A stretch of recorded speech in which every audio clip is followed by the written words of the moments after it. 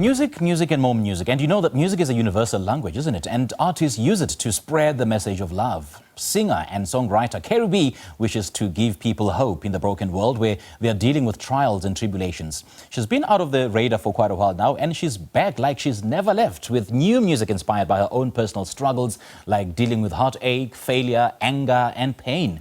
So it was music that helped her survive the pandemic. She joins us now this morning to tell us more. Kerry B, a very good morning. Thanks for joining us. Welcome. Thank you so much for having me. I'm so excited to be here. And good to have you back. Thank you very much. No, it's good to be back. And that break that you took, I'm sure that did allow you to just self-reflect and look back on what happened to you and everything else. Yeah. And how far I've come since I've actually gotten into the industry. It's been quite eye-opening and, as you say, very revealing. I've learned so much over the last couple of months, and it's been tough, but that's where my hardest and most valuable lessons have come from.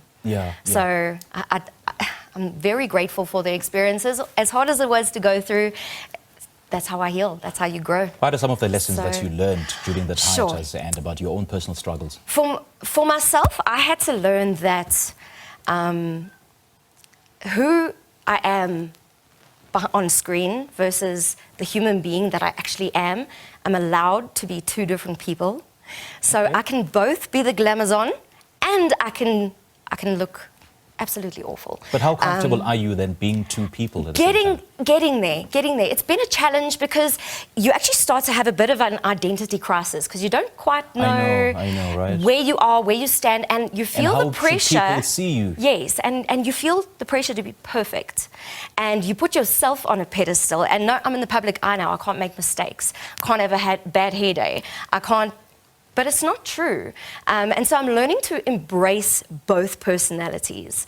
I'm very shy, I'm quite an introvert at home, but on stage I'm loud and proud and quite not shy. Yeah. And in what way or what kind of role do you think that your music helped, played in terms of you navigating through your personal struggles and, emotional difficulties that you're going through? It was pivotal. I needed it because, as I say, the hardest lessons have taught me the most valuable things. And as I've gone on this journey and as I write more music, I found out more about myself, more about my friends, more about my family, and more about life in general and how to just keep on going, even when you're having a bad day, or just keep on keeping on, just keep swimming kind of thing. And it's not been easy, but with my music, that's what got me there, because I was able to write it and feel it and just embrace it as a human being. And it's been quite amazing. And I would imagine writing is sort of an outlet for you to express whatever emotion, be it joy, be it anger, be it heartbreak and everything else. So what triggers the lyrics, that pop in your mind? Is it just an epiphany which just springs randomly, or is it simply an expression of your own life story? A little bit of both. It's a combination of both. A lot of the time I have to get in the moment and actually become quiet. Usually I'll play piano and just try and silence my thoughts, because if you're busy and you're worried about taking the kids to school or something, creativity dies. You've got to get quiet, you've got to connect. And then the ideas and the words and the lyrics and stuff do jump into my brain. Some of them are good, some of them are bad, but I write it all down. And some of it I use in my songs, some of it I don't. But it's like an intuition thing. Like, you've got to listen and you've got to hear it. Also with playing piano as well. I usually close my eyes because I can hear better, and I can hear what note I need to go to next before I've even played it. I can hear it in my brain as if I can actually hear it. And that is kind of where, it's very cool. And I trust in that a lot. Especially when I'm on stage, I get those moments of pure connection.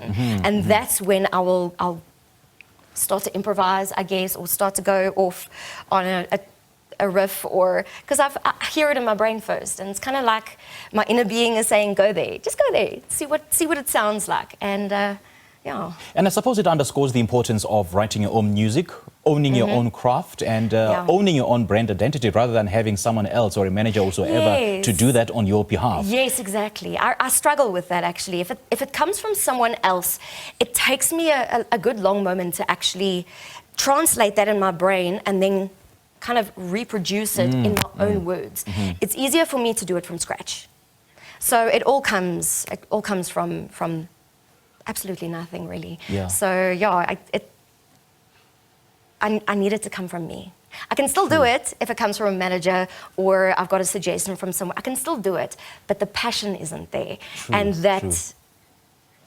And sometimes the messaging just falls in the cracks when it comes from an external source.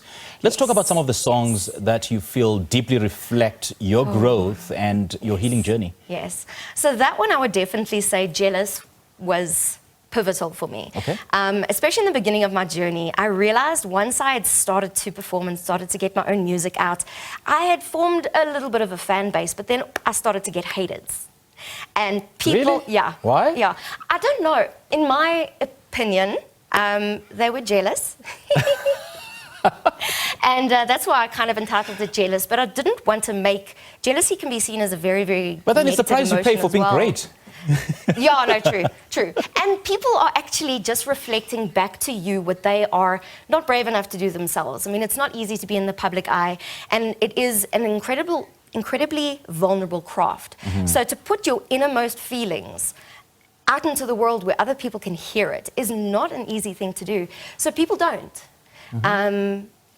Most people are creative in some shape or form, but to be vulnerable is so incredibly difficult.